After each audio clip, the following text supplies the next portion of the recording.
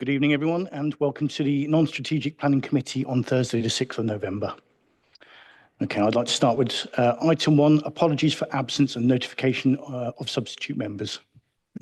Thank you, Chair. We've received apologies from Councillor Muna Carley, Councillor Nigel Beryl and Councillor Rupert Frost, and we have Councillor Phil Bignell and Councillor Ron Furman in attendance as substitutes. Thank you, Chair. Thank you. Item 2, declarations of interest. Do any members of the committee have any declarations of interest in any of the items under consideration at this meeting? No. Okay. Item 3, minutes. Do we confirm the minutes of the meeting of the committee held on 23rd of October 2025 as a correct record? Yeah. Okay.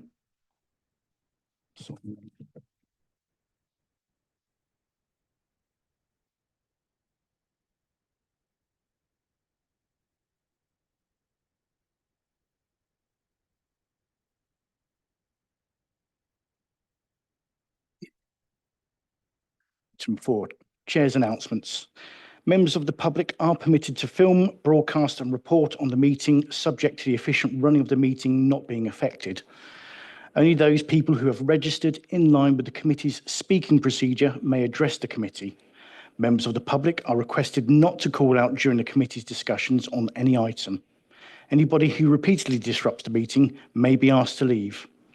All speakers will have 3 minutes in which to make their statement, except where Chair's discretion has been applied, and are asked to remain seated after they have addressed the committee to answer any questions the committee may have. This meeting is being webcast on the Council's corporate YouTube channel. Therefore, when speaking, please speak clearly and concisely into your microphone at all times. There are no planned fire drills, so if the alarm does sound, evacuation instructions will be given by Democratic Services. Please ensure that any devices are switched off or onto a silent mode. For the benefit of the public watching remotely, I will now introduce the top table, starting at my furthest right. Good afternoon, Chair. My name's Sian Webb. I'm Principal Planning and Highway Solicitor. Thank you. Thank you, Chair. Richard Woods, Democratic Services Officer for the Council. Councillor John East, Chair of the Committee. Nathan Lau, Development Management Team Leader for the South Area. Ben Parvin, Senior Planning Officer. Thank you. We now move to item 5, which is the proposed pre-committee site visits. There are no proposed pre-committee site visits ahead of our next meeting on the 18th of November. Item 6, land adjacent to Heathfield Bridge Road, Stoke Bruin. I will now hand over to the case officer, Ben Parvin, to begin the presentation. Sure. That one.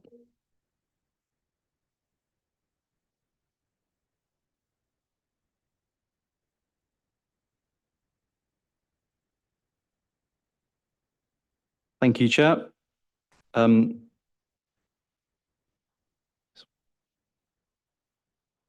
So this application has been called in by Councillor Cole due to concerns in relation to the location of the proposed development, housing demand and highway safety. This application relates to a site located within the village confines of Stoke Bruin. The site lies to the east of the village along both Bridge Road and the Greenway, as outlined in red on the site location plan on the screen. This is an aerial view of the site, which just highlights the site surroundings. So to the north, the site is bordered by a residential property. To the east, the site is bordered by equestrian fields. To the south, the site is bordered by the Greenway, beyond which is the Navigation Public House. To the west, the site is bordered by Bridge Road, and beyond which is the Grand Union Canal. This is a map showing the village confines of Stoke Bruin. So the village confines there are highlighted by the black line that goes along Bridge Road and the Greenway and around the neighbouring property to the north of the site. This is a map just showing, highlighting nearby heritage assets. So the area that's shaded in on there in purple is the Stoke Bruin Conservation Area. And the area that's outlined in red along the Grand Union Canal is the Grand Union Canal Conservation Area, and those conservation areas both overlap each other. There's also a number of listed buildings that you can see in red, notably the canal bridge to the west of the site is grade 2 listed, and also Lock 14 on there is grade 2 listed as well. So moving on to views of the site, these are two images taken along Bridge Road. So the one on the left, you can see the neighbouring property, beyond which would be is the site, and then the picture to the right of the screen again is from Bridge Road, but looking, you can see the site more clearly just beyond that neighbouring property's land there.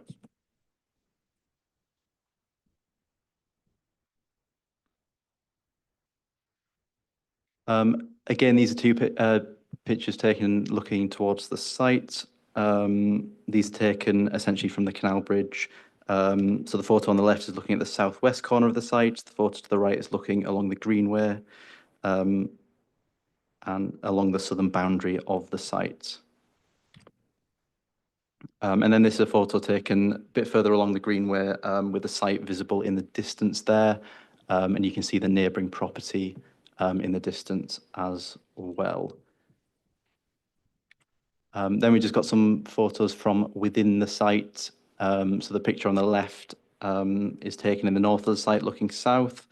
Photo on the right is taken from the east of the site looking west.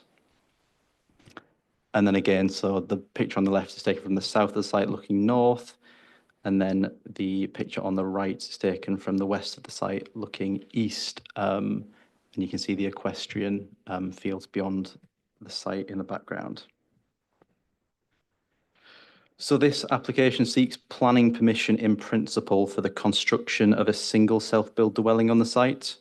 Permission in principle is an alternative way of obtaining planning permission for housing-led developments. The permission in principle consent route has two stages. The first stage is the permission in principle stage, which establishes whether a site is suitable in principle. And the second stage is the technical details consent stage, which is when the detailed development proposals are assessed. This application relates to the permission in principle stage. The planning practice guidance advises that the scope of a decision on whether to grant a permission in principle is limited to location, land use, and amount of development. All other matters are deferred to the subsequent technical details consent stage. As such, whilst the objection made by WNC Ecology and the comments made by WNC Heritage and Conservation, WNC Environmental Health, WNC Archaeology, and the Canal and River Trust have been noted, these relate to technical matters which are not relevant to this application.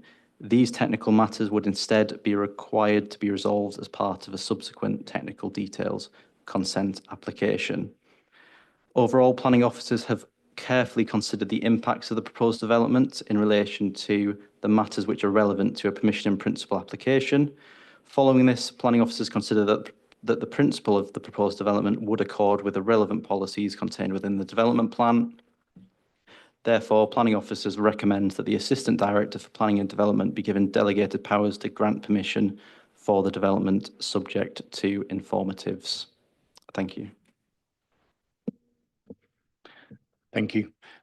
I now open up the floor and invite questions from the committee to the officers.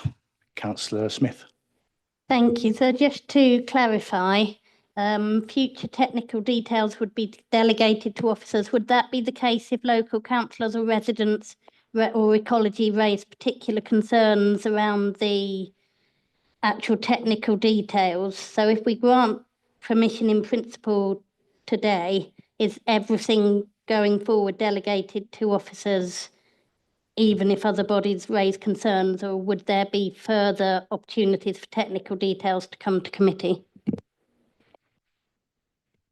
Yes, it would be the same situation as this application, essentially, in that the ward members would be consulted as is standard procedure, and they would have the opportunity to call in the application So it would sort of by default be a delegated decision unless it was called in again by the ward members. Councillor McMurtry. Yeah, I'm just curious about a bit of a disparity.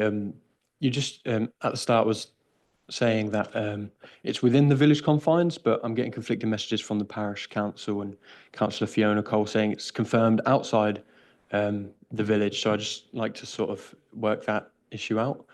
That's in their objection written in the report. So the site is outside of the village confines. I don't believe that I said it was within. Yes, that map that I showed you of the village confines indicates that the site is outside of the village confines, but it is adjacent to them. Any further questions from the committee? No. Okay. Okay, so following the questions, we'll now move to the public speaking in the following order.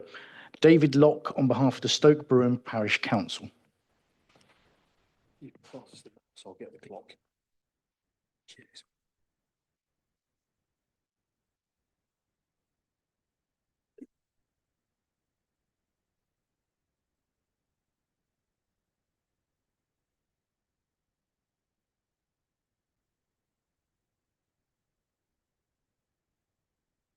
Can you press the button on the microphone? Sorry. That's it. And just might want to point it towards you. Good evening. I'm David Locke. I'm a Stoke Bruin Parish Councillor. There's a number of reasons why we feel this application should be rejected. We're not planners. All we can do is bring some common sense views before you for your consideration. The majority of the community, when questioned for the village design statement, wanted the village to remain the size it is. So residents are perfectly happy with development inside the village boundary. We don't know how many of the 16 letters of support you've received are from people who actually live in the parish. The applicants want permission to build on part of the farmer's field that they bought. It is outside the village boundary. It's on the corner of two roads. One's very narrow with a pub on the other side. Lorries park in the road to deliver goods to the pub. The other access is via Bridge Road. There's a really nasty bend in the road, which makes it almost impossible to see approaching traffic if you're coming out of this site. That's not obvious on those photos. The field abuts two conservation areas. The Oxford English Dictionary defines conservation as the act of preventing something from being lost, wasted, damaged, or destroyed. The planning policy, which I think is called LH5, allows more flexibility regarding planning than what I would call normal rules. The applicants have obviously taken professional advice about what to say in their planning application to obtain the benefit of the least restrictive planning policy. LH5 and self-build are very popular because self-builds aren't liable for community infrastructure levy, which the council currently charges at 288 quid a metre. LH5 requires applicants to have a close connection with the area. The applicants live in Derbyshire. Their only connection to Stoke Bruin is family in Grafton Regis. We feel that this connection to Stoke Bruin is tenuous at best. In summary, ladies and gentlemen, the applicants are asking for planning in principle on part of a farmer's field outside the village boundary and right next to two conservation areas. Stoke's got no facilities. We've got no shop, no doctors, and a bus service, but it only runs on a Sunday. There is doubt in our minds that policy LH5 should apply in this case. Our biggest concern is that if you grant permission for this, it sets a precedent, which is, if you buy farmland outside the Stoke Bruin village boundary, then there will be a presumption that you'll get outline consent. To parish councils like us, this would cause grief and distress. We will have to pay planning consultants to fight off the applications, and the resulting cost is just going to go on everybody's council tax bills. Please, common sense says that this application ought to be refused. Thank you. Thank you. Now, are there any questions from the committee for the speaker? No? Okay, thank you very much. Done a great job. Thank you. Shall I turn this off? No, you leave it on for the next person. So I now call on Alexander Freegard, a local resident.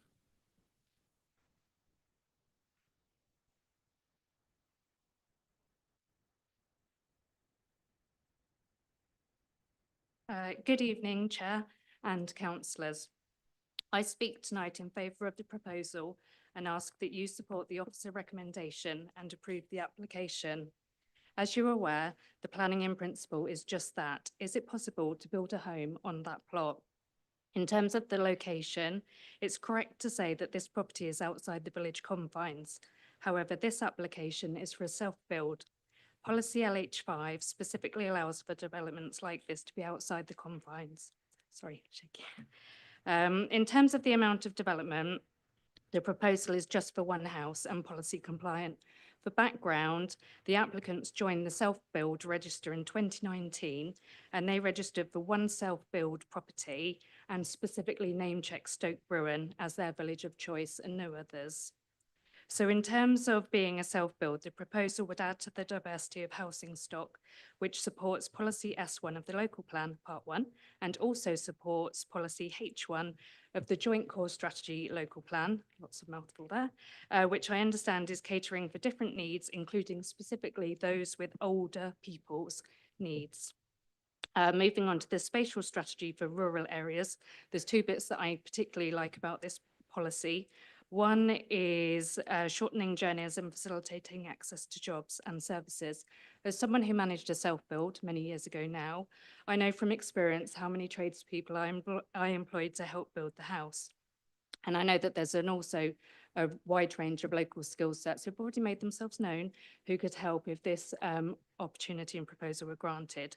As older people, future care needs may also present employment opportunities to others, such as gardeners, cleaners, carers, and so on, all subject to needs assessments. This is my favourite point now, respecting the quality of tranquility. So we all know tranquility is good for our hearts, minds and bodies, which is why the applicants wish to maintain the majority of the site for equestrian use, which you saw earlier. So there's a huge amount where the quality is to maintain that tranquility, and it's for equestrian use. In terms of that specific development then for rural areas, I think that does the proposal promotes two key aspects of the policy for the reasons that I just set out. Finally, I would like to touch on the local connections. I hate the word contrived. That's a real big bugbear. It came up in my own application many years back. But West Northants Council adopted criteria for local connections states, close relatives, and defines sons, daughters, and within West Northants. Well, here I am. I'm the daughter. I live 3 minutes from the location. Also in the audience is a second local connection, again residing 3 minutes from the location in a neighbouring site. So I think this proposal is absolutely genuine. It's not contrived. It's not something presented as it isn't. So thank you for listening. Thank you. Are there any questions from the committee for the speaker? No? Okay, thank you very much. I now ask Jenny Harris, agent for the applicant, to speak. The applicants with me. Okay. Yeah, you want to turn on the microphone by yourself then, and see, just if you point it towards you as well.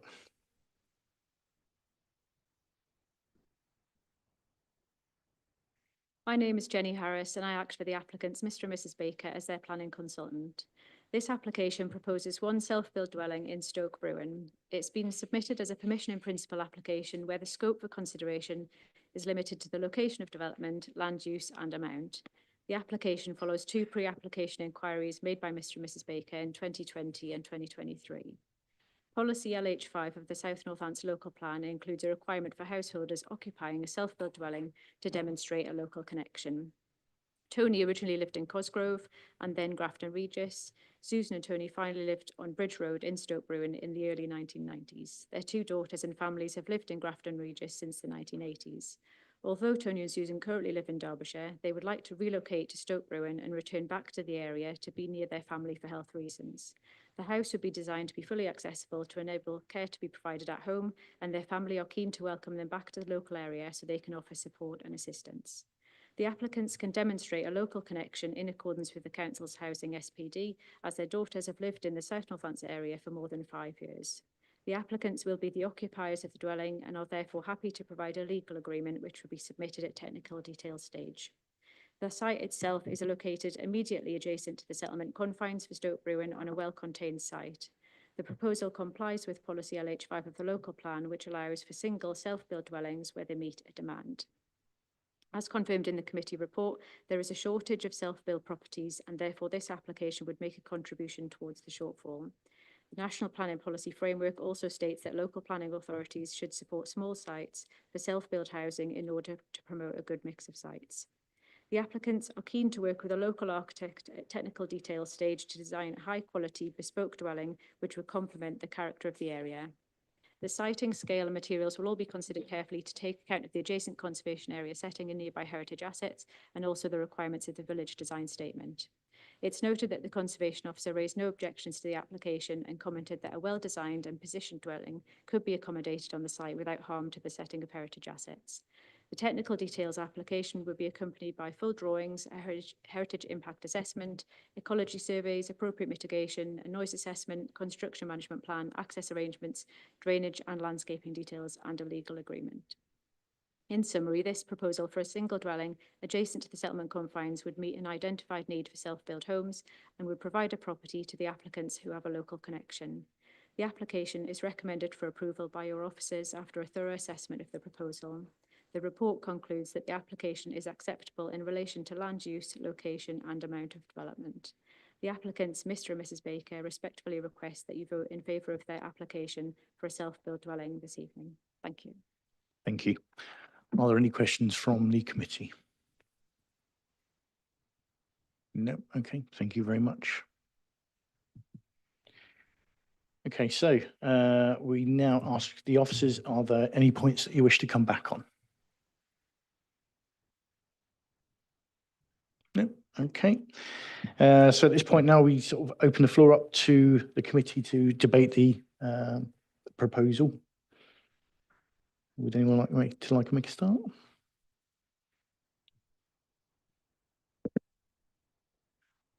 Councillor Breeze. Thank you. I cannot see anything that isn't really policy compliant in this. I do recognise the objections of local residents and change aspects and views is always resisted, but having read the report, heard the speakers, looked at the site, I can see that it probably is a good site for permission and principle self-built. Thank you. Thank you. Anyone else wish to? Councillor Bignell. Yes, thank you, Chairman. I was just inquiring the delivery of self-builds versus the self-builds that have already been delivered. I thought it was in favour we've over-delivered in terms of what we've done with this district, and do we actually need any more self-builds? That's my first question.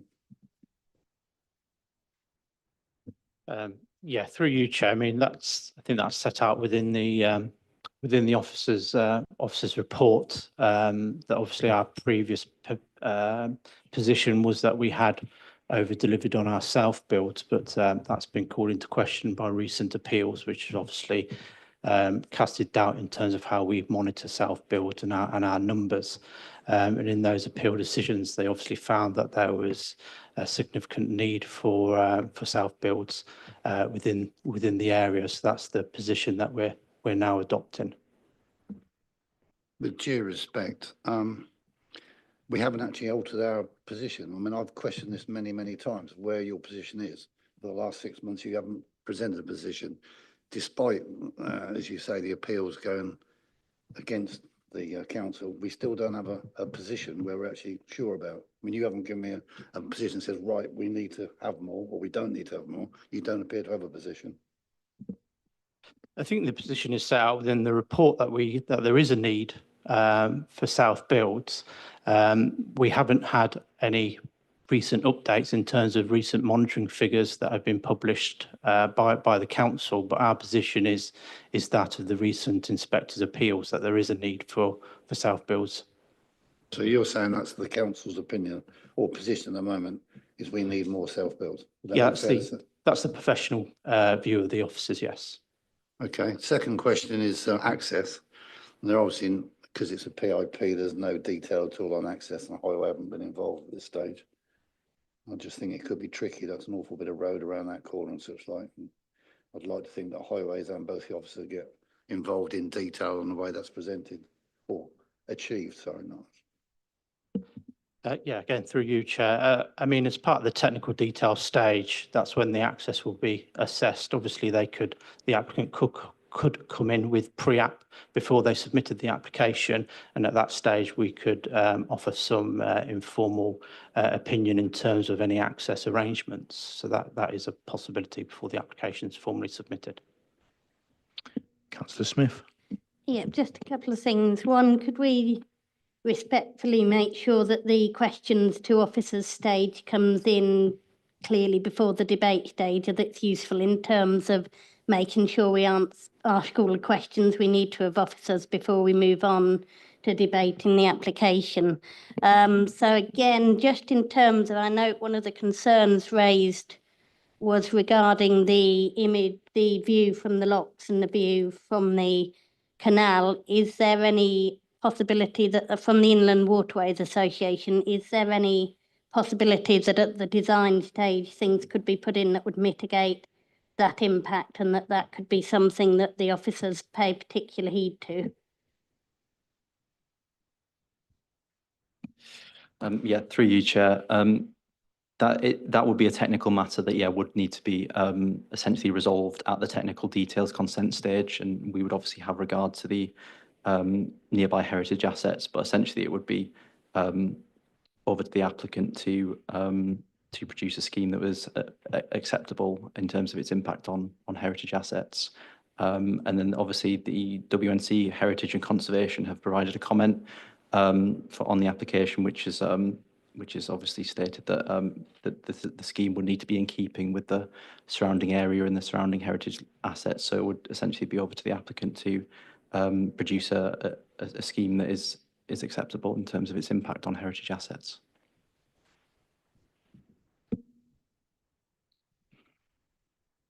Anyone else would like to ask any questions or move to a proposal?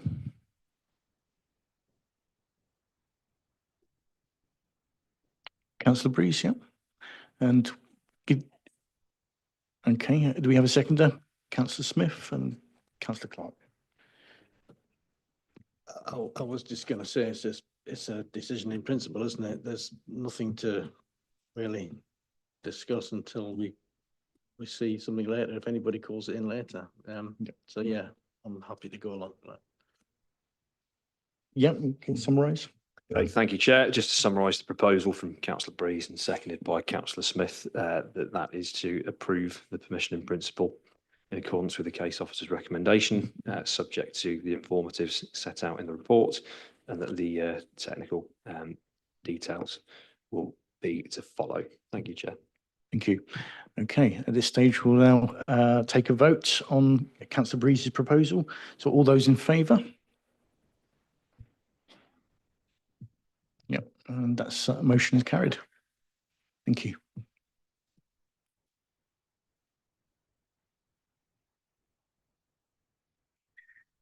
We now move on to items 7 and 8, Sears Farm, Hill Road, Lower Boddington. You press the Windows key.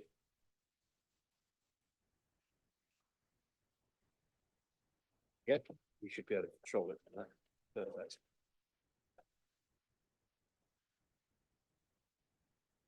I'll keep the mouse, you keep the keyboard, if that's all right.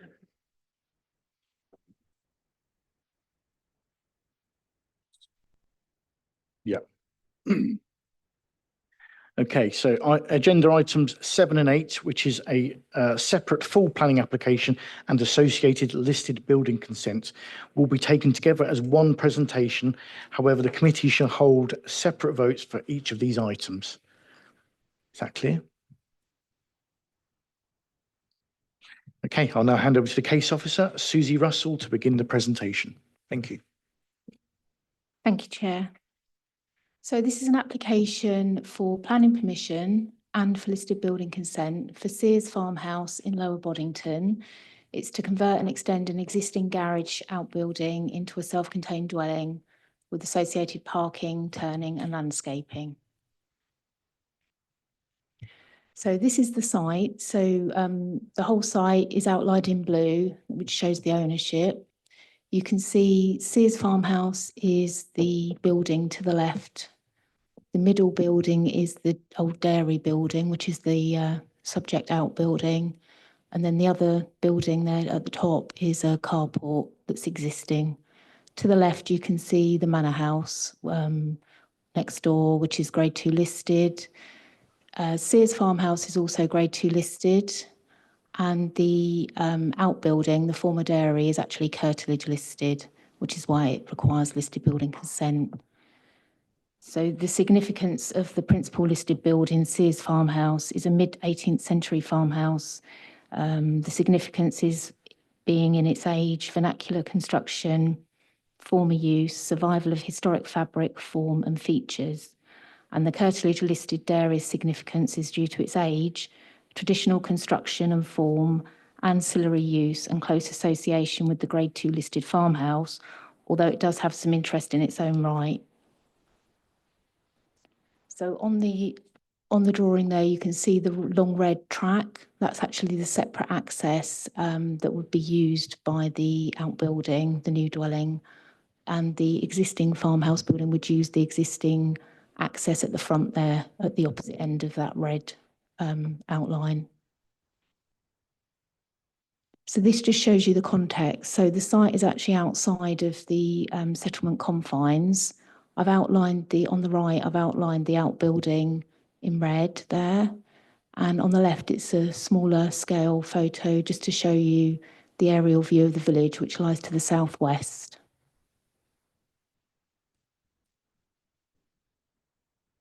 Okay, so this is on the left, it's a photo of the existing outbuilding. So you can see like the cart shed openings there. And then to the right, that's the proposed site plan. So the building that's not covered in, that looks sort of like a capital H shape, that's the dairy, and that's its extended footprint, because at the moment it's just that front part, the sort of rectangular form. These are the existing elevations. So you can see that middle one on the west, that's the one that sort of fronts out on the site with the cart shed openings. And then you can see the north and south. The topography changes as you go sort of from left to right. So it's higher towards the right-hand side of the site, up towards the boundary. And that's the eastern elevation, which is the rear. So this is the proposed layout. You can see sort of towards the bottom of the picture, the ground floor, dining and sitting area. That's all in the existing building. And then at the back there, you've got like a link extension and then like the longer rear extension with 2 further bedrooms and a kitchen. And then there's a mezzanine in the existing building, which is bedroom 3. There's the other elevation. So these are, I think these are north. Yeah, of the front is west. So that's west, south and north. I've put a description there just sort of explaining, you can see on that drawing there, the proposed rear elevation, that's the land levels there. So you can see that some of it is subterranean. So whilst we, the principle of reusing and converting an agricultural building or rural building is acceptable in principle, it isn't to extend them substantially. So that's the issue here, and it's contrary to policies LH4 and chapter 4 and 7 of the South Northamptonshire Design Guide. Policy NE2 relates to the special landscape area that it's in. So here's some photos. So the photo at the top, that's Sears Farmhouse. That's the principal listed building. And then if you look towards the middle of the site, you can see sort of a pitch roof there. That's the outbuilding. And then as you travel past that entrance, you can just see that building there, just by the tree there, that's the roof. So you can see it's partly visible from the road. So that's taken in the direction coming away from the village. And then this is taken in the direction coming towards the village. So you can just see the same pitch roof there, just above where the timber slats are to the right of the big tree. Oh. Right, so that's the last slide. So I'm going to conclude, and I'm going to do 2 separate conclusions because you're going to vote twice, a single vote for the planning application, then a separate one for the listed building consent. So in conclusion, for the planning application, The proposed development, comprising substantial contemporary extensions to a curtilage-listed agricultural outbuilding in the open countryside, is considered unacceptable in planning terms. The scale, form and domestic design of the extensions would significantly alter the traditional agricultural character of the existing building, resulting in visual harm to the rural setting. The proposal introduces a non-traditional H-plan layout and nearly doubles the footprint of the original structure, which is not sympathetic to its context or the character of the surrounding area. The development fails to comply with policy LH4 and policy NE2, which seek to protect the character of the countryside, ensure that extensions to rural buildings are appropriate and enhance their setting. It also conflicts with policy BN5, which is the heritage policy of the Joint Core Strategy, and chapters 4 and 7 of the South Northamptonshire Design Guide, which promote high quality design that respects local character and heritage. In light of the above, the proposal for planning permission is considered to be contrary to both local and national planning policy, and refusal is recommended. And then the conclusion for the listed building consent is the proposed extension is considered to cause less than substantial harm to the significance of both the principal listed building, Sears Farmhouse, and its curtilage listed outbuilding. In accordance with Section 16 of the Planning, Listed Buildings and Conservation Areas Act 1990 and paragraphs 212 to 215 of the NPPF, great weight must be given to the conservation of heritage assets. No clear or convincing justification has been provided for the resulting harm, and there are no public or heritage benefits arising from the proposal. Whilst there may be a minor benefit in terms of viability, the building remains in use, and this does not outweigh the harm caused by the large contemporary extension. The extension fails to respect the traditional character, scale and form of the outbuilding and adversely affects the setting of the principal listed building. Therefore, refusal is recommended. Thank you. Thank you. I now invite questions from the committee to the officers. Councillor Cartwright. Thank you, Chair. Through you. Do we know how old the barn is? I think it's 18th century. Yeah, and is it full of historical items for milking cows? A cow milking shed, was it? It was a former dairy. I don't think there's anything inside that's there's no features inside. I've been inside the building, sort of dairy Just a normal features. building. It's just, yeah. Okay, thank you. Any further questions? No. Okay. I will now at this stage move on to the public speaking in the following order. Councillor Alison Eastwood, the local ward member.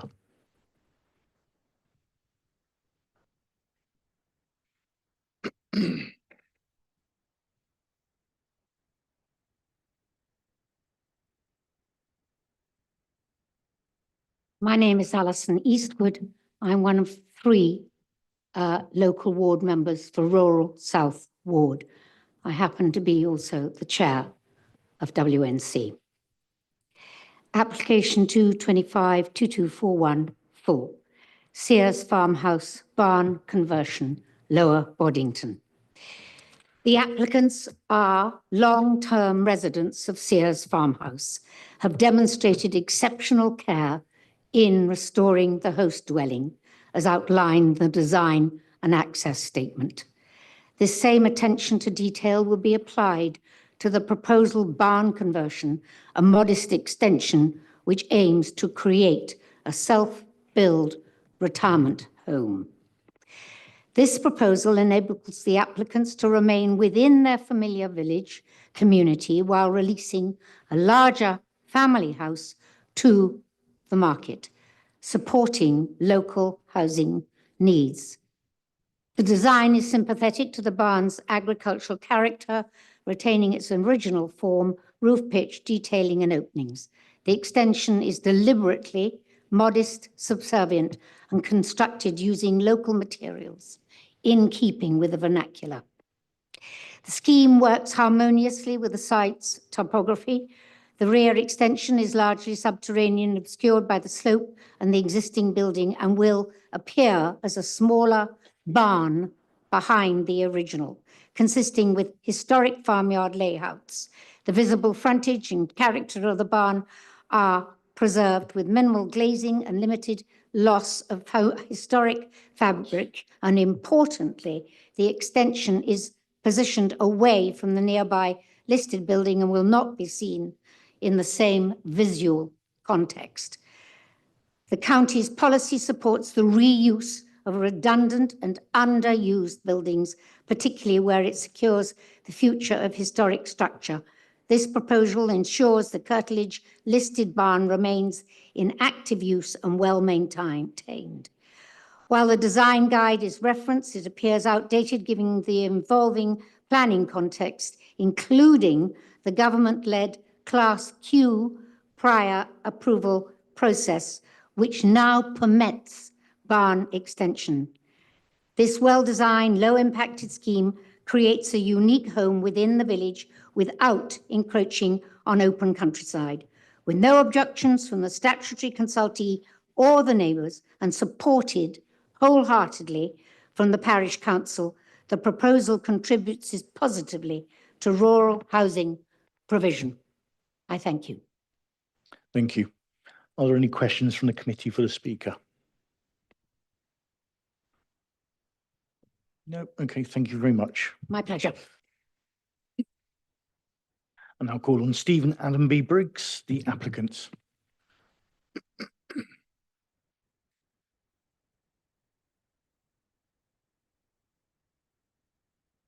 Good evening. Thank you. Thank you for listening to me. Mrs. Eastwood has actually said quite a bit of what I was going to say, so I'll be a little bit briefer. As she said, my wife and I have lived in Sears Farmhouse for 9 years, and we, in that time, have very carefully restored that listed building. It had horrible 70s, single glazed, cheap wooden windows. We've now put correct LED light windows, hardwood timber, and retained all the original lime interior. So we're very, very careful with that building because we love it. We wish to do the same with the barn. It's a fabulous old barn. It is not really of any current use because the damp coming through the floor and some of the rear walls makes it, we can store rubbish in it, but nothing of any quality. But it's a fabulous building. We wish to retain it, extend the back so that we can retire there. I'm 64, my wife's 66 and retired. We love our village and the community in which we live. We're both heavily involved in the village. And that is an ideal place for us to end our days, that we can pop up to the graveyard, as it were. We've very carefully designed, we've done several designs. The original application we withdrew following the comments. We modified that. We went for a pre-app, which wasn't available when we first started doing this. We modified the designs again. We then put another proposal. When we heard from the historic girls that they didn't want the roof to encroach, we've put a suggestion in to remove that restriction so we're not damaging the original building at all. Unfortunately, that was not allowed within the time scale. For me, the most important thing is to retain the barn in one piece. The extension at the back is larger than it perhaps needed to be because we don't want to subdivide that lovely open barn. All the bedrooms and the kitchens and things like that will be in the extension, allowing the main barn to be one big room. So it'll have glazed openings, the existing openings, a lovely old floor to replace the rotten one. That's it. It's not damaging the building in any way at all. The proposed extension can't be seen from the road. As you can see from the picture, you can just see the pitched roof of the existing barn. The new one is not visible. You'd have to trespass to see it. It's extremely important to us that the barn isn't damaged in any way. So I would really, really like you to approve this design. And the other advantage, of course, is that it gives you an additional probably £4,000 a year rates. So I don't really see what the downside is. But thank you very much. Thank you. Are there any questions from the committee? Councillor Breeze? Thank you. You mentioned that you did do a pre-app? We did eventually, yes. It wasn't available when we first put the application in, so we withdrew That must have been a very long time ago. Because perhaps have been around for a It's very been long 2 time. years, I suppose, we've been doing this. There was Oh, it was while we were suspended, was it? Okay. So what was the response from the pre-app? I think they asked for us to make the building more substantial. I can't remember exactly what it was, but we did the design to modify that. We took out, we're going to do, we're going to cover in the carport, things like that, which we've just basically removed. They were still saying that it's damaging to the historic building. The proposed extension, you can't see it from the listed building. I mean, we live in this listed building. It's beautiful, but it's 6 bedrooms. We don't need 6 bedrooms anymore. We're getting old.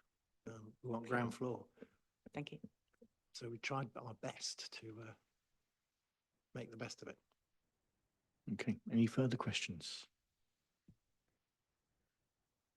No? Okay, thank you very much. Thank you. Okay, at this stage, are there any questions that the officers wish to come back on? Yep. Yes, thank you, Chair. So there's a couple of points. On the last subject, it's the outbuilding itself is listed, so it's not just on the principal building. This outbuilding is curtilage listed in its own right. So on the self-build comments that Councillor Eastwood made, this isn't an application for self-build. I know the applicants will be living there, but it's market housing ticked on the application form. And that's the first time I've heard self-build mentioned. And then the other point that Councillor Eastwood made about being able to do it under Class Q, it wouldn't qualify for Class Q for 2 reasons. One is it's a listed building, and the second reason is it's not in agricultural use. It's a former agricultural building that's within a residential curtilage, so you couldn't do Class Q. Thank you. Okay, thank you. At this stage now, we will open the floor up to debate by the committee. Would anyone like to make a start? Councillor Cartwright. Thank you, Chair. It's an old barn that's going to have some new stuff built behind it. You can barely see the barn from the road. Never mind whatever new build's going to get stuck onto it. What tends to happen is these things deteriorate over 50 to 100 years because it's a barn. Nobody's allowed to do anything with it. You know, it seems unfair to let it go to waste. And, you know, most people say this part of the property was the original, whatever it was. And they're very proud to show that off and maintain it, which apparently, you know, is what seems to be wanting to be done here. I must admit, I'm in favour of allowing the build. I think it's a good idea, but obviously over to you. Councillor Smith. Thank you. Could I just ask the officer whether we're and the team, whether we're in a position to choose to focus on the fact that the heritage, whilst objecting, feels that it creates less than substantial harm? Is that a decision or a judgment we're able to make as a committee? And are there any legal challenges or potential? I mean, in terms of the highlighting that it breaches national policy, what are the consequences for us as a committee and as an authority if we chose to recommend approval against officer advice?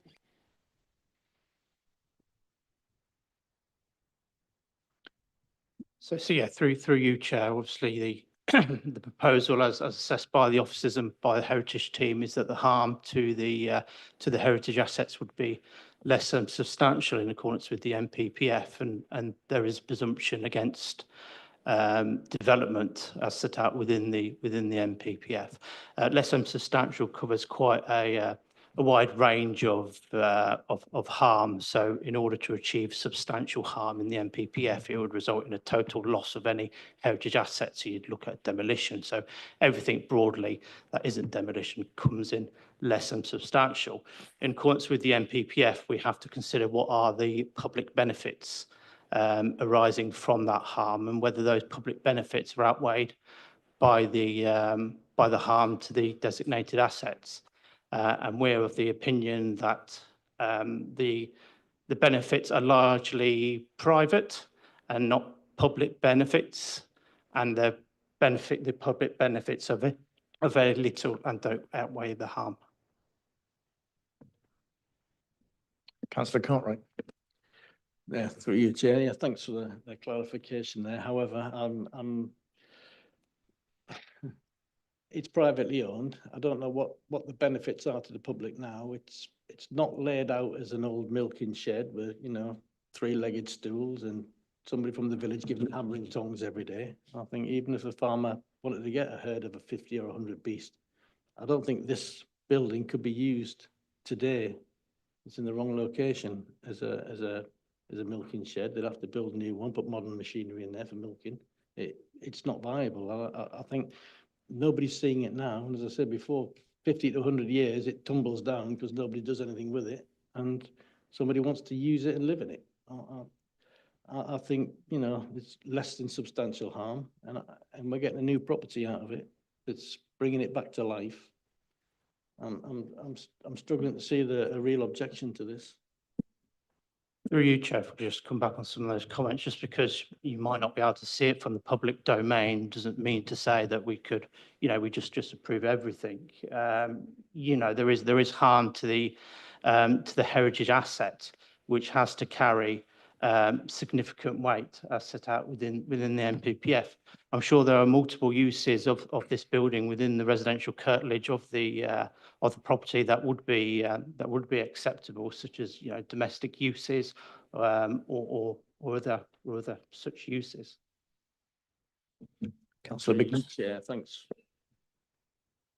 Okay. Thank you. I have a huge amount of sympathy for the applicants and what they want to achieve here. However, I think if we were to go against officers' advice, it does rather drive a coach and horses through so many of our policies.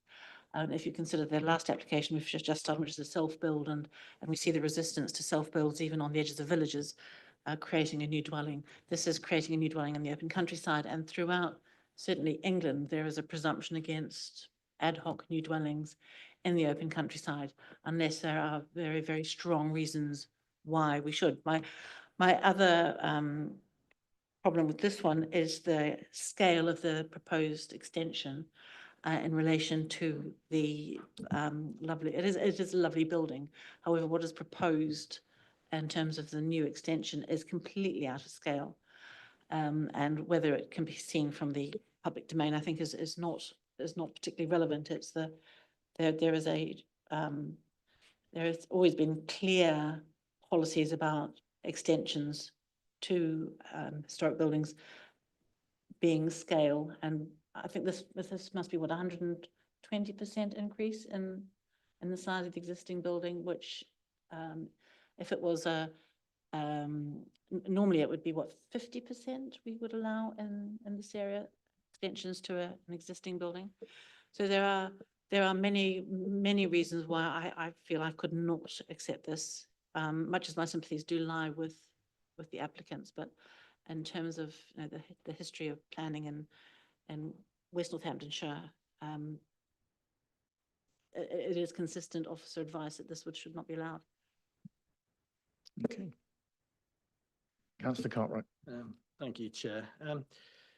I see they're valid points, but I think it's the extension that allows for the living space, that allows for this property to be maintained properly, and then give people in the modern era somewhere to live comfortably. You know, we don't want to live like it's 1800s, do we?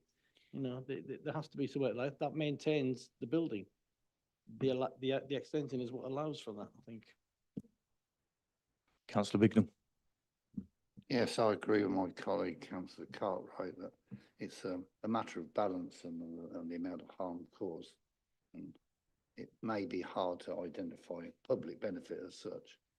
I still think there's some benefit in the application as presented to us, and I'll be happy to support it. Any further? Councillor Smith.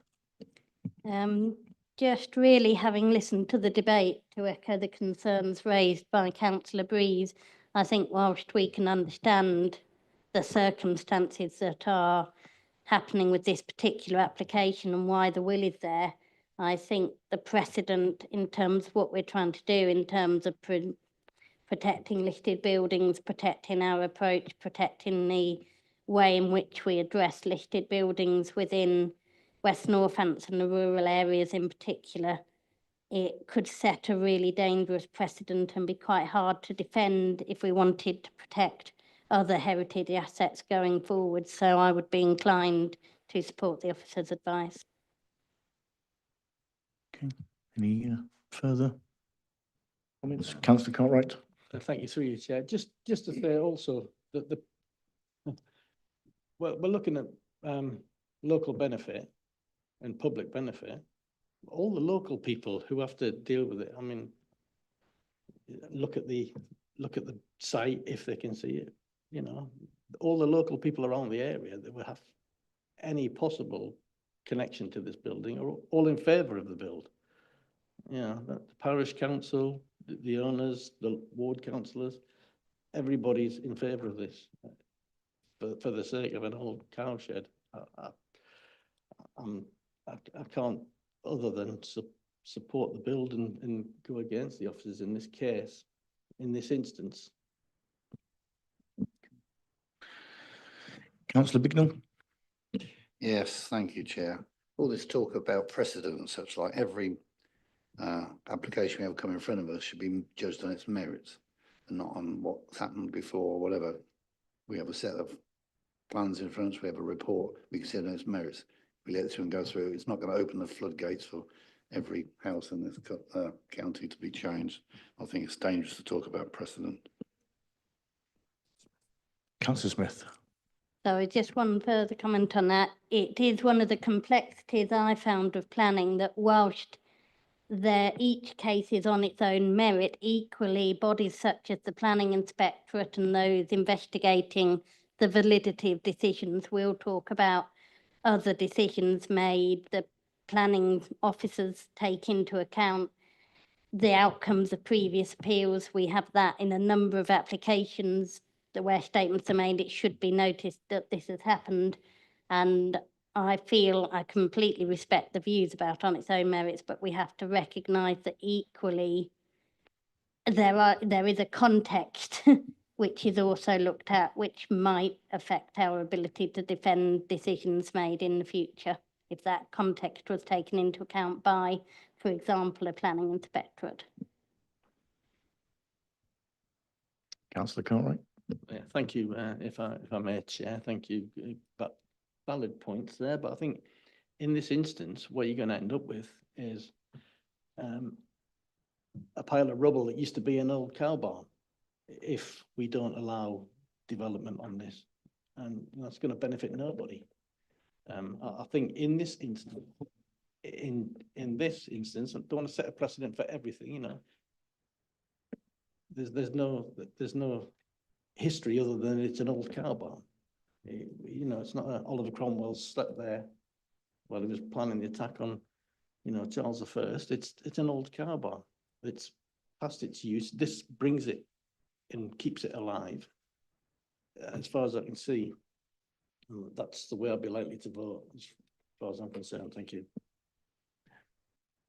Yes, through you, Chair. Obviously, I've been listening to a lot of the debates. Obviously, we have a duty to conserve and enhance heritage assets, and it's officers' view that this does neither. The extension is very substantial and diminishes the kind of like the historic asset of this building.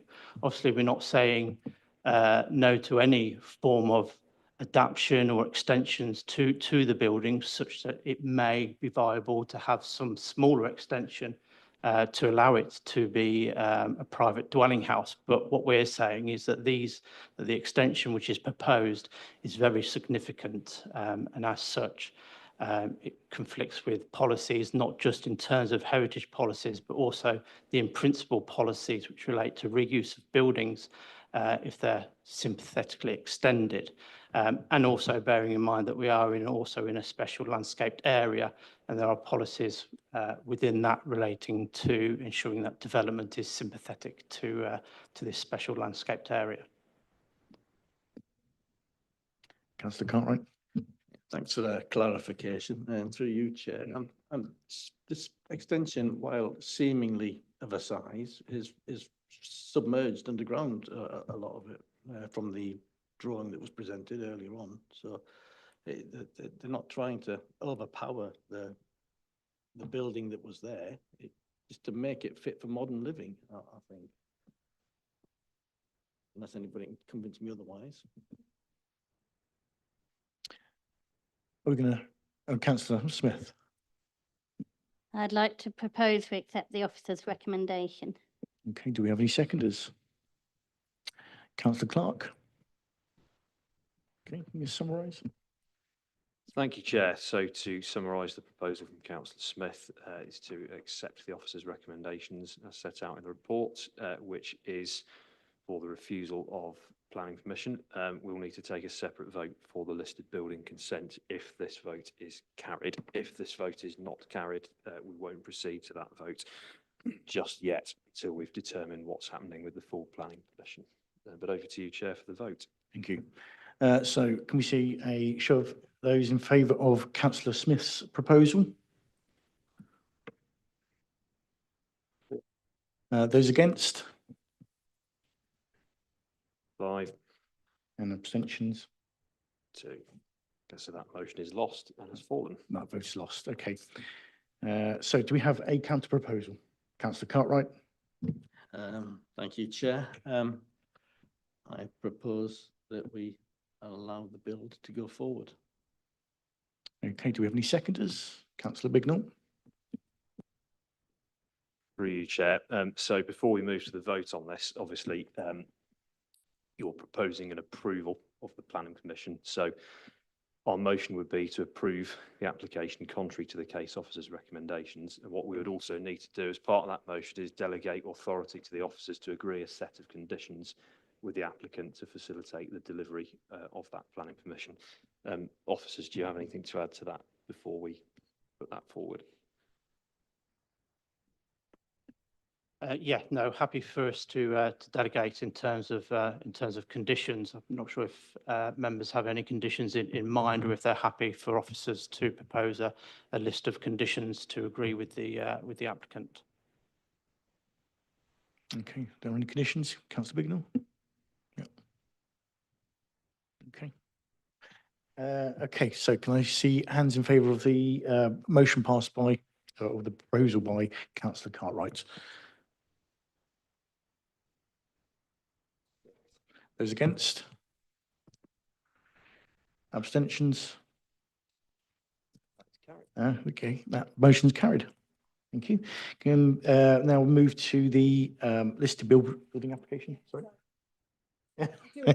Yeah, no, it's going to obviously, whether we want to have any further debate on that or whether we want to just make straight to a proposal, I'll open it up to the floor. Okay, do we want to move to a proposal on the only thing, Chair, is this is like less than half a mile from the new HS2 that's running up there brand new, so I don't see it's an issue. You're not in the middle of nowhere with all new heritage or whatever. Yep, that's fine. And we will just obviously we need to make a proposal either for the recommendation or against. So, yeah, I propose we allow that we understand it's heritage, but in this case, in this instance, we allow for the build to go forward. And okay, we need to have a proposal you'll word that. Favour of the. Yeah. Okay. Do we have any proposals for the recommended proposal by the officer? No, sorry. We need to obviously see if there's anyone willing to propose the officer's recommendation for the listed building application to be refused. No. No. So at this point, the full planning application has been approved. So what the committee needs to do is decide whether it wants to approve the listed building consent. So all we require is a proposer and a seconder for approval of the listed building consent. Is that in favour? Yeah. So Councillor Cartwright proposing, Councillor Bignell seconding. And can we see, do you want to summarise? Yes, Chair. So just a simple summary that the proposal here is to approve the listed building consent contrary to the officer's recommendation proposed by Councillor Cartwright, seconded by Councillor Bignell. Thank you, Chair. See a show of hands in favour of Councillor Cartwright's proposal? Those against?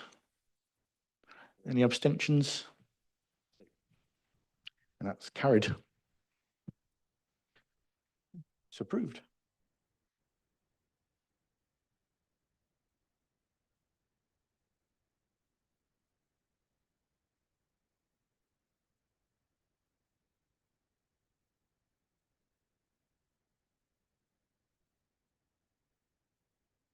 So on to item 9, land surrounding Einho Park House, Einho. Officers were notified yesterday that this application had been withdrawn by the applicant. Therefore, it shall no longer be determined by this committee. So we therefore move to item 10, Compass Business Park, Causewell Road, Northampton. I will now hand over to the case officer, Rob Burton, to begin the presentation.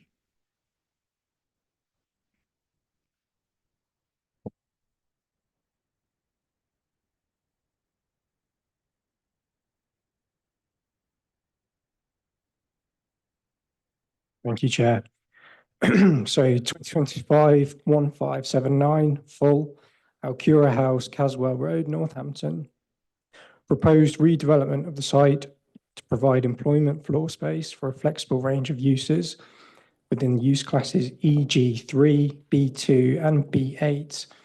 This will include ancillary offices together with a service yard, parking, landscaping and associated work. So if we move on to the site location plan, you've got the site location plan on the right-hand side there, with the site outlined in red and the wider ownership of the applicant in blue. And you'll note they share the same access. On the left-hand side, you have an aerial shot with the site outlined in red, just to give you some wider context. So this is a site context plan. So the site is outlined in red again. You've got industrial uses in yellow, commercial and retail in purple, office space in blue, and residential in green. Owing to the site's location within the Brackmills industrial estate, it is predominantly industrial uses surrounding the site, with other employment uses as well. Residential properties are down the bottom left-hand corner there, the closest being approximately 500 metres from the site. So if we move on to the photographs, this is the existing access which serves the existing units in the blue line. This will be utilised for the proposed unit as well. So this is a photo of the internal access road, just inside the previous photo on the previous slide there. Then if we move on to the wider site subject to development, it's essentially a hard standing area. Previous use was for a car park. On the left-hand side, you have the Stanley Black & Decker unit, which raises to 18.5 metres. In the distance, you do have what's known as the Coca-Cola Fields. It's sort of an area of scrubland within the Brackmills industrial estate, which has been left for a number of years, and I believe is a potential wildlife site. Another photo there of the site, you can see it's essentially hard standing, that's been left for some time. To the far side of that photograph, you've got a belt of trees with Gowerton Road beyond that. And another photo there. So that unit there is the existing unit within the blue line. And just another shot there with the Black & Decker unit on the right-hand side and the unit within the blue line straight ahead of you. So this is a view from Gowerton Road. You've got a slight setback by virtue of the footpath there with a line of trees and hedgerow. You've then got the parking for another unit, providing a further setback and then another belt of trees beyond. So it's essentially a double setback from Gowerton Road there. Then if we move on to the proposed site plan, you've got the proposed unit there down the bottom left-hand corner. You've got the service yard to the right-hand side and the employee parking to the north, along with bin storage and cycle storage, EV charging, that sort of thing. You can see also that the existing access road is to be utilised to serve the site from the highway. So this is the elevations. On the right-hand side, you can see this unit raises to 15.6 metres. And it's just worth referring back to the Stanley Black & Decker unit, which raises to 18.5, just for some context in heights. If I move on to the next one, this is a visual of the site. So you've got the existing unit on the right-hand side there, and then the proposed unit just above it.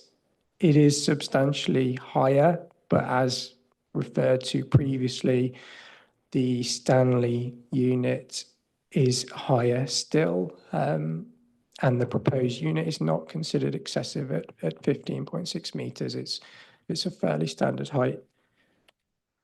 And then finally, another visual for you just to show how the site would look post-development.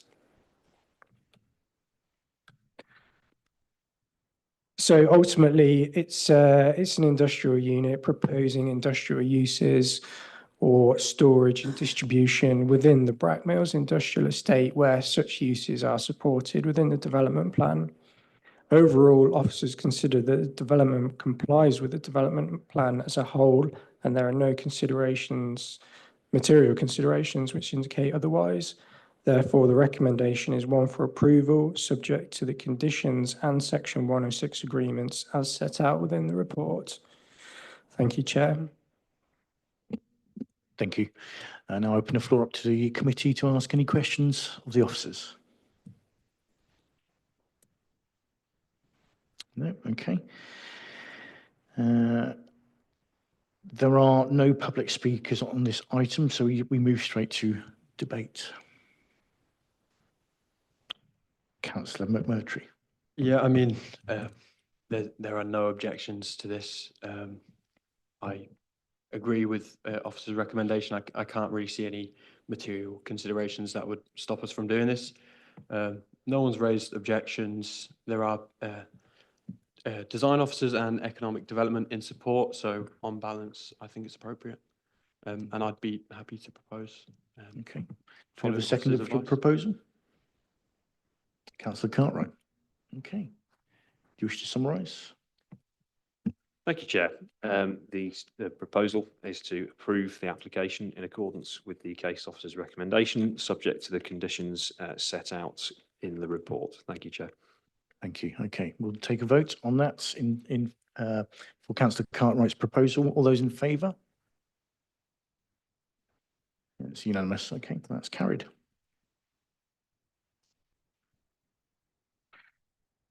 We now move to item 11, Stagecoach Unit 11, Minton Business Centre, Far Cotton. I will now hand over to the case officer, Shamel London, to begin the presentation. Thank you.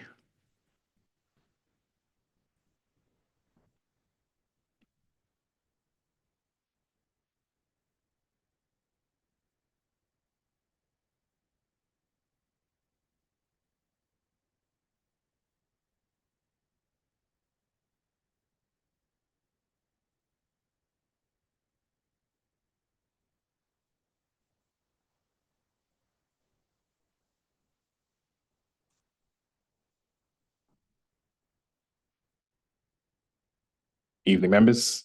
This application is an application at Stagecoach located in Northampton. It comes before the committee as it's a major application. The site is currently used as a bus depot located off the main road, operating more than 80 diesel buses that service the West Northamptonshire district. The site is bounded by the Grand Union Canal to the north and Main Road to the south. Most of the adjoining areas in vicinity on the east and the west are industrial units. The scheme proposes the installation of electrical infrastructure or gantry type charging solution for electric bus fleets. There would be there would be 3 gantries. There would be a maximum height of approximately 7.1 meter, and it would have a width of 29.5 meters. There would be EV chargers, and there would be supporting power cables located neatly within the site to support the charging of approximately 24 electric buses. There is also a proposed gate along the northern elevation. This gate is to allow access to the Grand Union Canal. So these are the existing elevations of the building. And these are the proposed elevations of the building, and you can see the gantries and located on the elevations. So this is a proposed elevation of the gantries, so there'll be 3 of them, and associated power cabinets located within the site. So these are photos of the application site. Just running through the photos of the site. So located, as you can see, is the main road. And located close, well, in the first photo that you can, where's the mouse? To the left is the Grand Union Canal that I mentioned. These are also other photos of the site. So the gantries are proposed to be located in this location.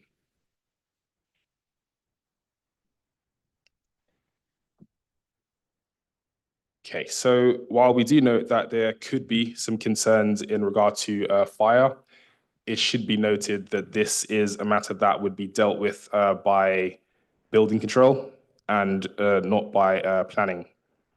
The fire services, they were not consulted because, again, this could be dealt with via building control. However, on past instances where we have consulted fire services, they have basically commented on access and access to water supply. Given the site and the fact that they operate buses and coaches, we do feel that emergency vehicles could enter the site and could navigate within the site. And given its location or its proximity to the Union Canal, there is access to water.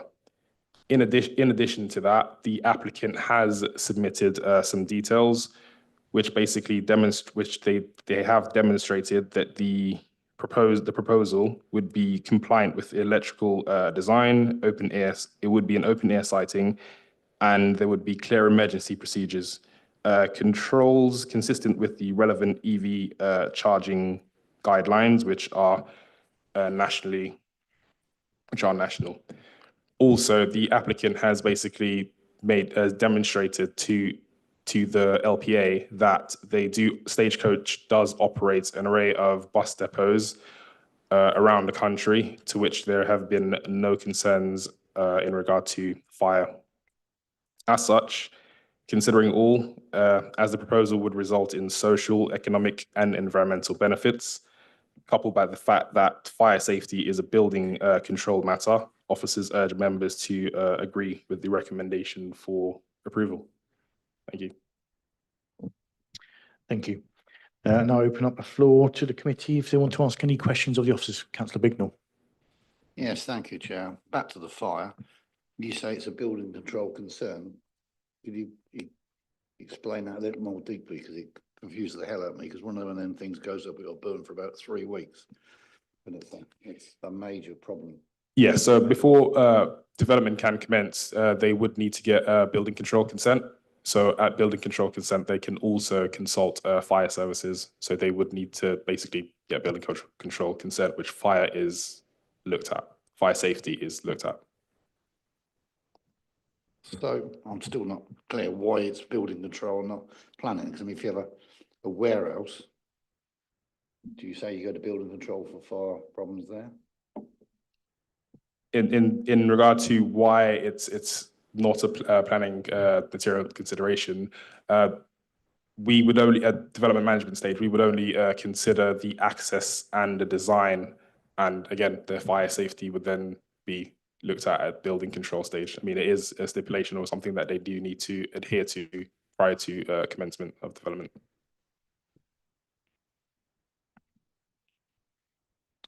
Any further questions? Councillor Cartwright? Thank you, Chair, through you. Says the same company has other sites. We've not had any issues with the fires there at all? In line with the information that they have submitted to us, no, they have made it clear to us that they have other sites up and down the country with similar arrangements with parking overnight and charging overnight, and there have been no concerns of fire. Okay, thanks for that. I'm less concerned with the charging than I am with all the electric vehicles being parked next to each other in a heap, because I've limited experience with this. Most of it's been from the internet, and they all go up lovely. When one goes, they all go. And I'm wondering about, that's a business decision for them, but I'm worried about how that affects, the rest of the site and the roads, and what have you, because these don't burn lightly. They're at least 1,000 degrees centigrade when they go, and they go very quickly. That's my concern. Me through you, Chair, just to come back on that. Obviously, what we're looking at as part of this application is obviously the infrastructure to facilitate EV charging. So regardless of the outcome of the decision, you could still on this site have 25 EV buses parked side by side, regardless of whether this application is approved or not. So what we're looking at today is obviously the facilities to aid the charging of those buses on the site.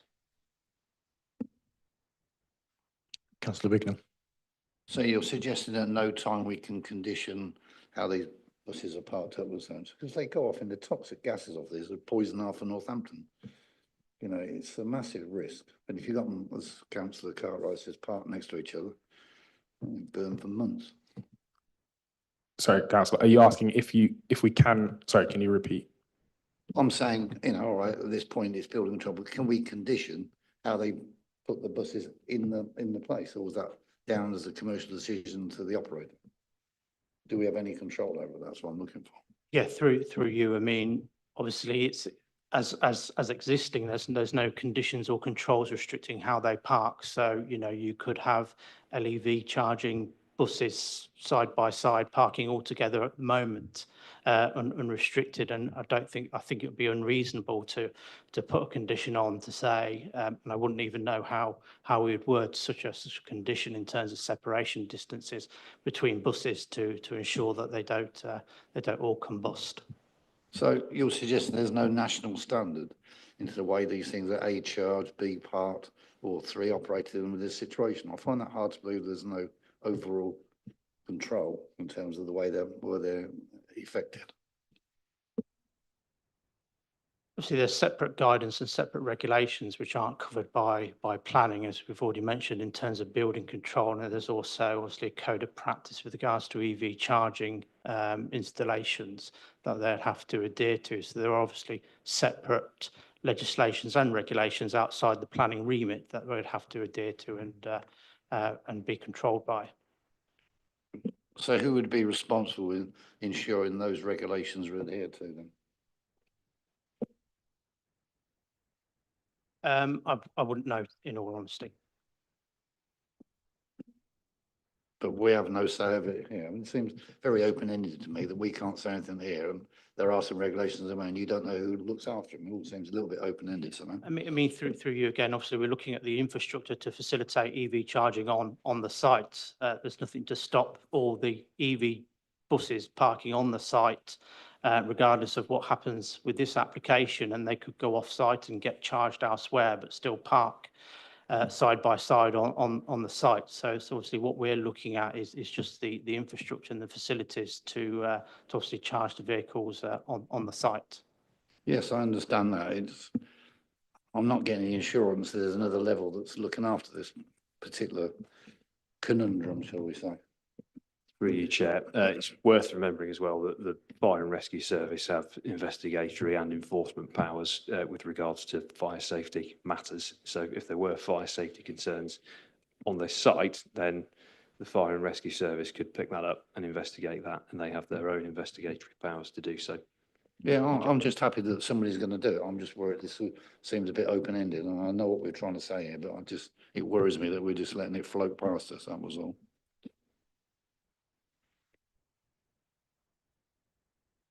Okay, any further questions?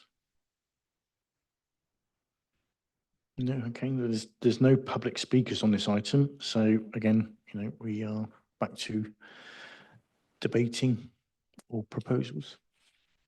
Councillor Smith.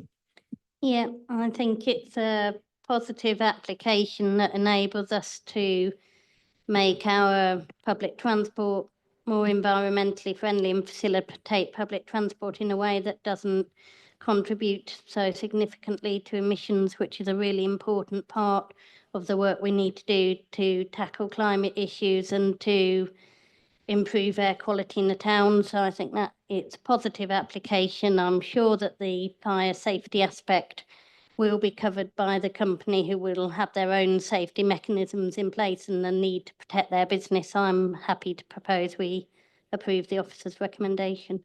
Okay, do we have any seconders? Councillor Tarbin. Okay, do you wish to summarise? Thank you, Chair. Proposal from Councillor Smith is that the application be approved in accordance with the case officer's recommendation, subject to the conditions set out in the report. Thank you, Chair. Thank you. We now move to a vote. So a show of hands, are those in favour of the proposal? Those against? Any abstain? Okay, that motion's carried. Okay, we now move on to item 12, Buller's Ground Farm, Morton Pinkney. I will now hand over to the case officer, Nathan. Thank you, Chair.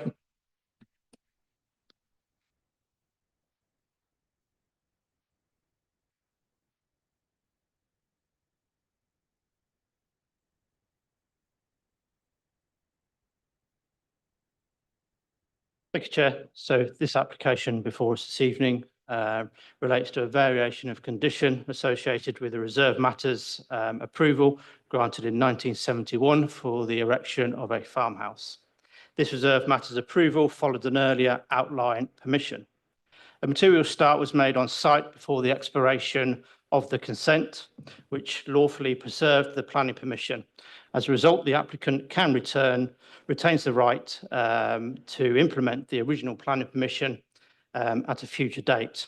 This position has been confirmed through a recent issue of a certificate of lawfulness by the local planning authority. Subsequently, the outline permission constitutes a valid fallback position. As this application pertains solely to the reserve matters approval, which address the scale and appearance of the dwelling, these are the only matters for consideration in the determination of this application. The principle of development, which was established under the outline permission, is not for reassessment as part of this application. Just to show you some plans of what's proposed. So the solid shape is the building which is proposed, and the dotted outline there is the original consented building in 1971. And again, this is what's being proposed. So it's a rectangular building with obviously a porch and a small side extension. And this was the previously approved dwelling back in 1971. So you can see it's quite a substantial L-shaped arrangement, two-storey dwelling house. The current proposal seeks to reduce the scale of the previously approved dwelling, which was a substantial two-storey L-shaped building, Officers consider that this revised scheme would result in a reduction in the visual impact on the character and appearance of the countryside that was previously permitted as part of the 1971 application. It is important to note that the applicant again retains the right to construct the original 1971 scheme. Therefore, if members were minded to refuse this application on the grounds of the dwelling's character and appearance, the fallback position of a larger previously approved dwelling must be given significant weight. Thank you, Chair. Thank you. And now I open up to the committee if they want to ask any questions of the officer. Councillor Bignell. Yeah, just a question of fact. It was 1971 when they gained. Does that mean they've retained that permission in effect, or they renewed it? How they retained that over, well, I can't, out of 54 years, let's go. Yeah. Yeah, So, seems a long time to retain a permission.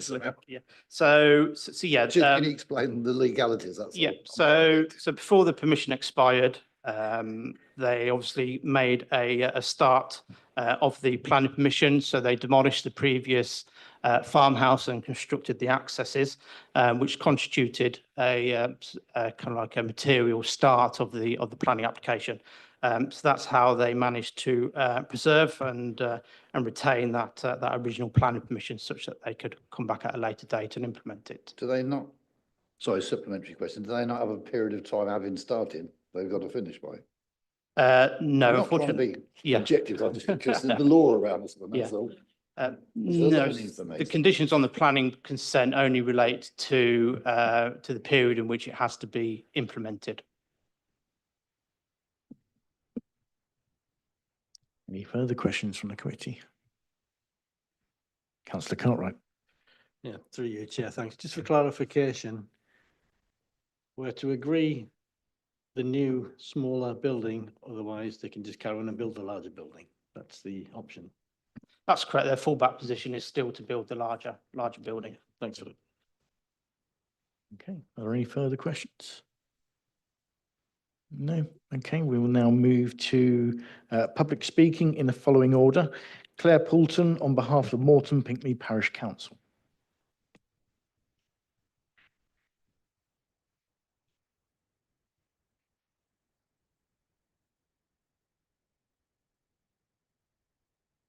Mr. Chairman, Moreton Pinckney Parish Council is consistent.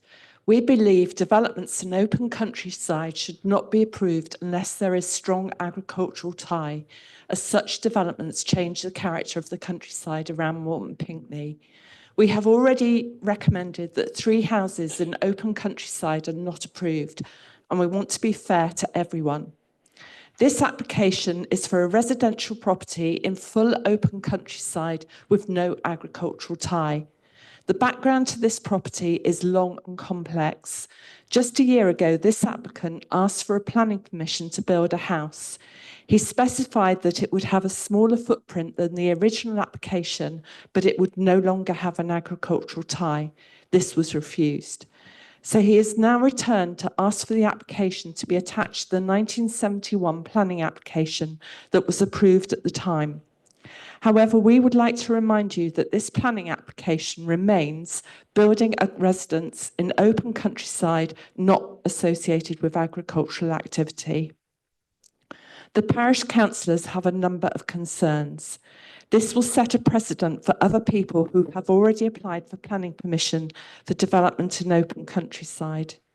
The application form says the site cannot be seen from a public road, public footpath, bridleway, or other public land. This is not correct. The house can be seen from the public bridleway.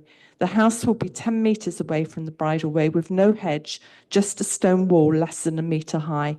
The house will also be seen from the road clearly. The house will be built on raised ground and will be visible from surrounding countryside. The application is for a red brick house with stone quoins. The vernacular for the area is limestone. Access to the isolated site in rural countryside is by means of 200 metres of bridleway. Is a bridleway suitable for lorries or construction vehicles? There is no evidence of groundworks being built in the 1970s or more recently. It is evident that services have been put in very recently. There are new manhole covers and new electricity supply. The post holding it is new, and new gates. These were therefore not done within 3 years of the 1971 application. There is no ecological survey attached to the planning. We've been told there are several notable species in that area, although we don't know what they are. In conclusion, the Parish Council are concerned that this planning application is for a residential building in open countryside. The applicant is retired and has no agricultural business. The application is tied to an application in 1971/2, which did have an agricultural tie, but then since then strategy and legislation have changed. We are concerned that this will create a precedent for development within open countryside, thus contravening local plans which protect the Can you rural conclude your landscape statements, as please? it is. Yeah, thank you. Okay, so are there any questions from the committee for the speaker? No, okay. Thank you very much. Oh, sorry, Councillor Breeze, sorry. Sorry, thank you. Did I hear you saying you were disputing whether work had started within the 3 years and evidence of that? I think of The 71 application. So I think from looking through all the comments by planning officers going through the years, because this has come to planning on a number of occasions, there was a conclusion that a stone wall had been built, which is less than 1 metre high, in front of it, and there's sort of a grassed over gravel track, and I think that's about all that's there. The services are new, or they appear to be new, that have been put in. And I can actually remember, I moved there in 2016, and I can remember work being done there then. So presumably that's when the services were done, not within 3 years of the original application. So in certificate of lawful use has already been issued, and a lawfulness for the previous. So between the two, which would the Parish Council prefer? The extant permission for the large building, which I think is now established as being buildable, or a smaller, much smaller dwelling? I mean, we feel that legislation, local plans, ecological assessment legislation strategy have changed since 1971, and we prefer that a building is not put there. Right, okay. So thank you. Okay. Any further questions from the committee? No. Okay, thank you very much. And I'll ask Councillor Alison Eastwood, the local ward member.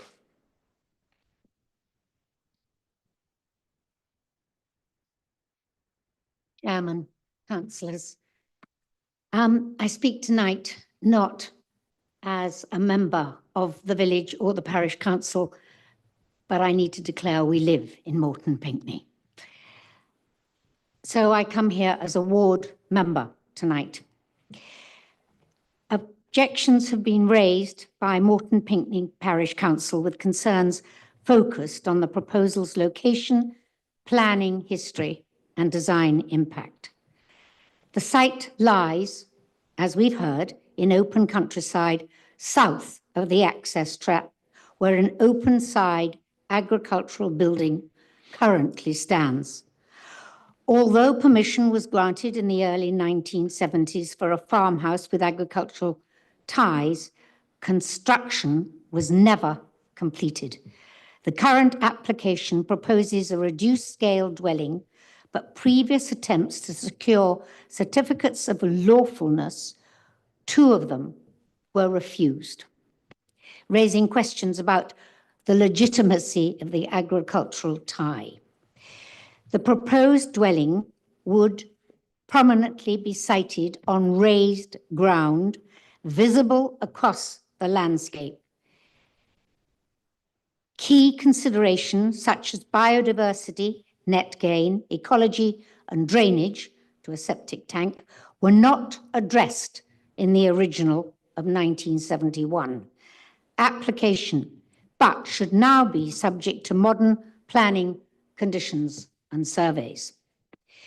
The revised design omits the farm office and the garage originally proposed, which undermine the agricultural justification. The reduction in size is cited as mitigating visual impact, but this is disputed given the exposed location. Concerns have also been raised about potential misuses of the dwelling as a marketable home subsequent to build, which would require enforcement action subsequent to the activity.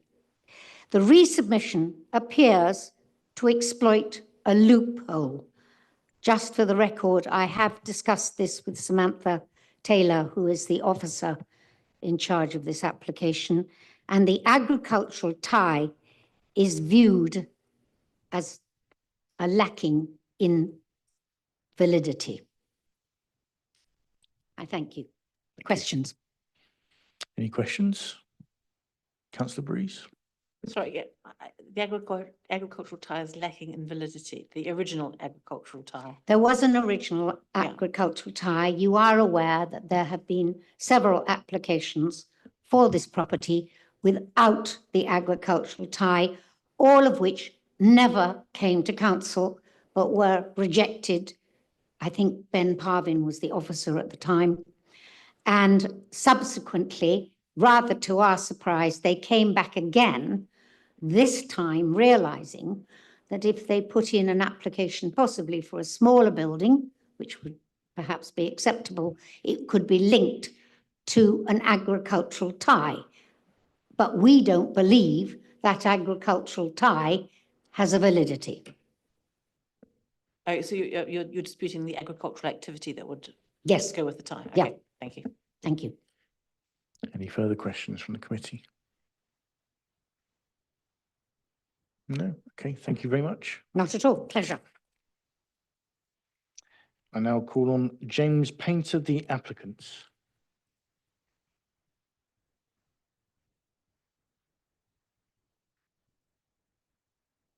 Evening all. I'm James Painter. I'm here for the applicant. I'd written some words down, but I think your officer did an incredibly good job of setting out the history and dealing with what's gone before 1970s, the fallback position, all those important things. The key question that came out there from your members there was, does the council want a larger house or being the fallback position, or do they want something smaller? There's been some points raised by the other speakers. They've referred to there not being an agricultural tie on this application. If members refer to the officer report at 7.15, it does say that the agricultural tie will stay, so the agricultural restriction condition will stay with this development. So any issue about marketability in the future will be controlled, and your enforcement team would be able to see that if it was being occupied by someone not employed or last employed in agriculture. The materials were referred to. There's a proposed condition for the materials which we're happy with, if you're minded to approve. The new works that were referred to in 2016, they're not relevant. The key works are the works that were carried out in 1970s, which were putting in the 2 new accesses, the building of the wall, and key, which was condition 5, I think, of the outline permission in the first place, was the demolition of the old farmhouse. So there's been actual activity to implement that planning permission.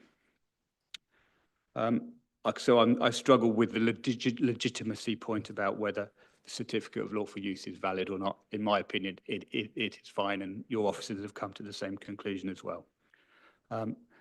The points about this is setting a precedent in open countryside.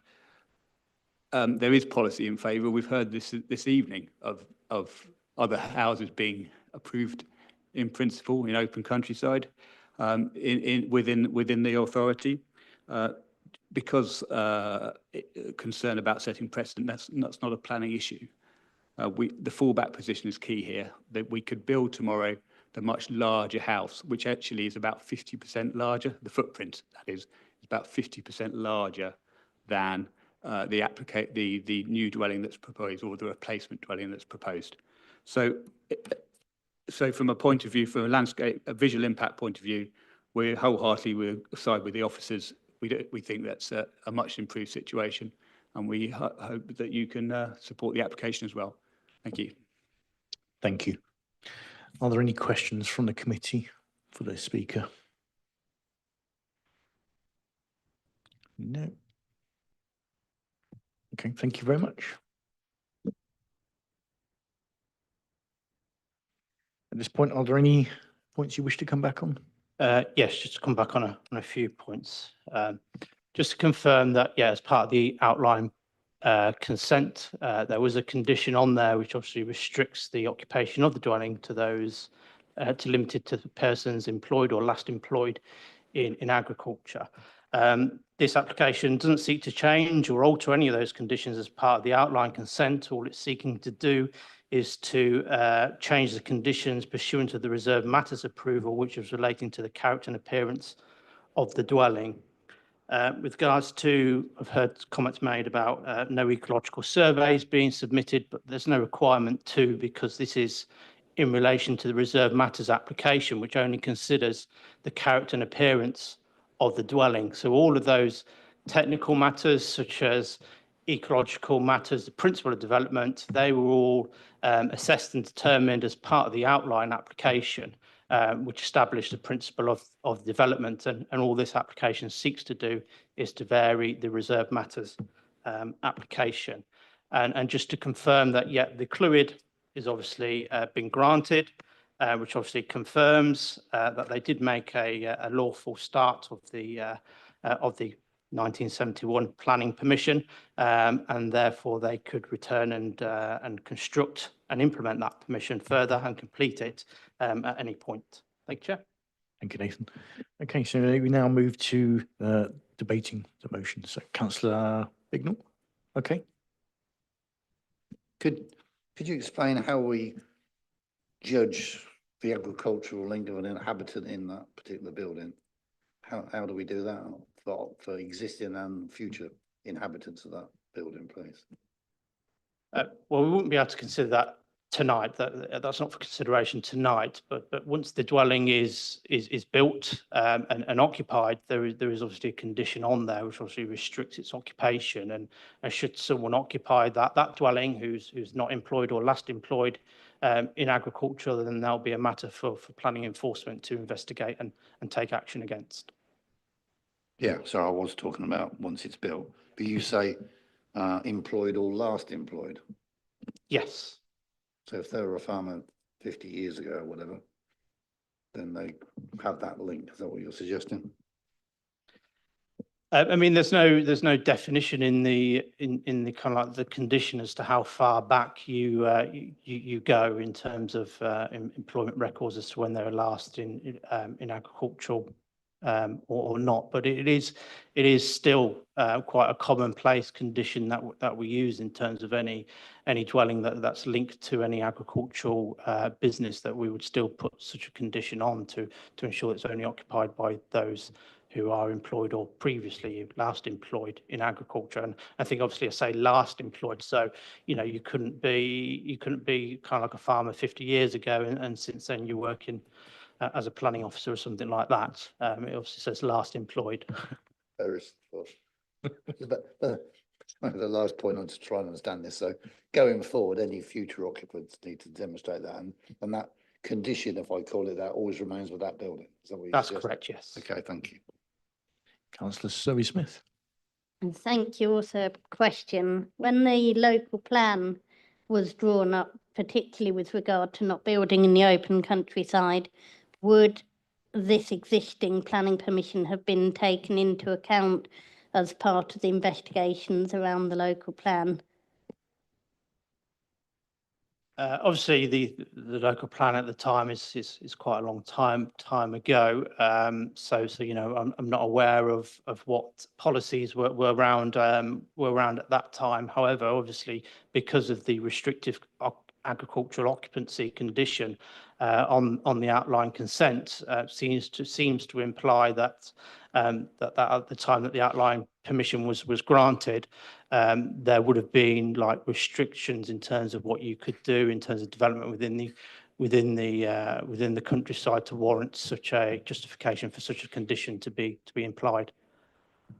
So our most recent local plan for the area that would consider open countryside, would they have thought about or looked at the existing planning permissions going back to whenever that might be, that might mean that things were built in open countryside such as this, and any other permissions that might be existing in this way?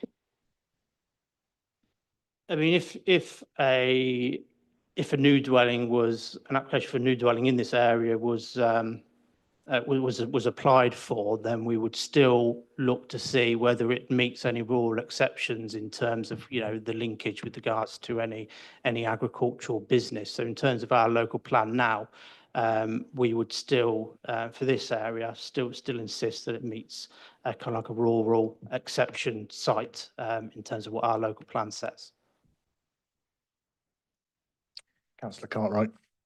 Yeah, sorry, Chair, thanks for that. Just for clarification, this is not relevant to that, is it? There was a farmhouse there, it's been knocked down, it's a replacement for the farmhouse. Yeah, it's not a new build in a rural area, it's a delayed build of what was there. That's correct, yeah. So the outline application that was granted was for the demolition of the existing farmhouse and erection of a new farmhouse, yeah.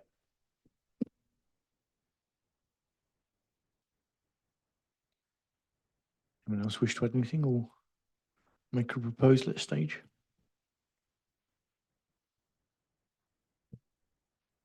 Go on, you know you want to.